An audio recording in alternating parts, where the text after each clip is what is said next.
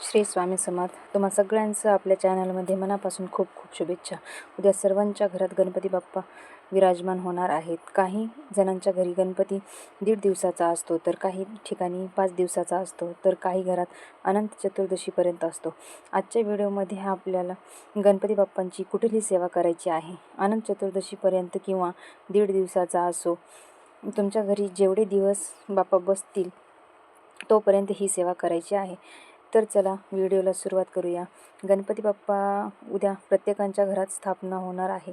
काही कारणाने हे बऱ्याच जणांच्या घरात 1.5 दिवसाचा गणपती असतो. कोणाकडे वेळ नसतो, तर काही जणांची पारंपरिक प्रथा आपले पूर्वज जसे 1.5 दिवसाचे गणपती बसवायचे ते मोडायला नको म्हणून बसवतात. तर बघा, गणपती बाप्पांना दुर्वा अतिशय प्रिय आहे. अगदी तुम्ही दिवसभरात कधीही करू शकता. उद्यापासून सुरुवात करायची आहे.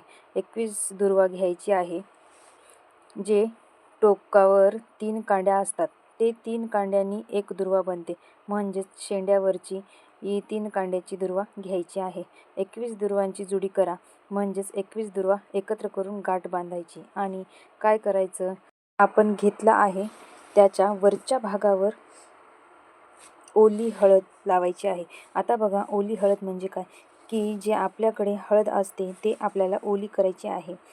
तुम्हाला दुर्वाच्या वरच्या भागावर लावायची आहे. आणि तुम्हाला काय करायचं आहे, गणपती अथर्व शीर्षकचे 11 तुम्हाला आवर्तन करायचे आहेत.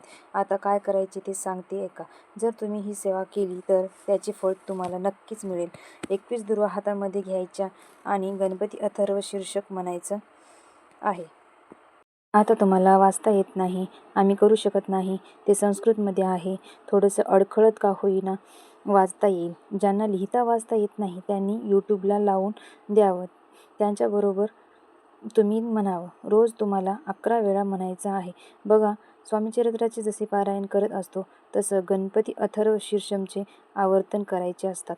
गणपती बाप्पांचे तुम्हाला 11 आवर्तन करायचे आहेत. आवर्तन करणे म्हणजेच काय, अनंत चतुर्दशीपर्यंत तुम्हाला 11 वेळा श्री गणपती अथर्व शीर्षमचे आवर्तन करायचे आहे. 11व्या दिवशी जेव्हा तुम्ही पठण कराल तेव्हा तुम्हाला फलश्रुती म्हणायची आहे.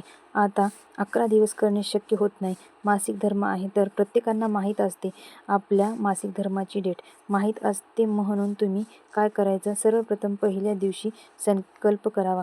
गणपती बाप्पा प्रार्थना करावी की माझ्या मनातल्या इच्छा ज्या काही आहेत त्या पूर्ण व्हावेत.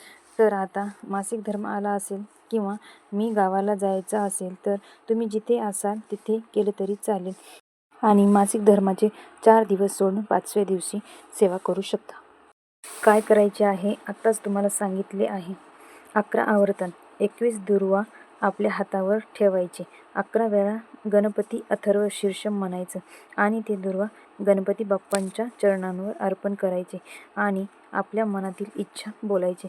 तर ज्यांना गणपती अथर्व शीर्षम बिलकुल येत नाही अशांनी काय करायचं, 11 वेळा गणपती स्तोत्रम पठण करायचं आणि त्या दुर्वा गणपती बाप्पांना अर्पण करायचं.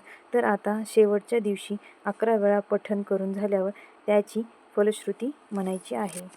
जर तुम्हाला 5 दिवसाची किंवा 7 दिवसाची, 11 दिवसाची अशी सेवा करायची असेल तर ते तुम्ही करू शकता. 5व्या दिवशी फलश्रुती म्हणायची आहे.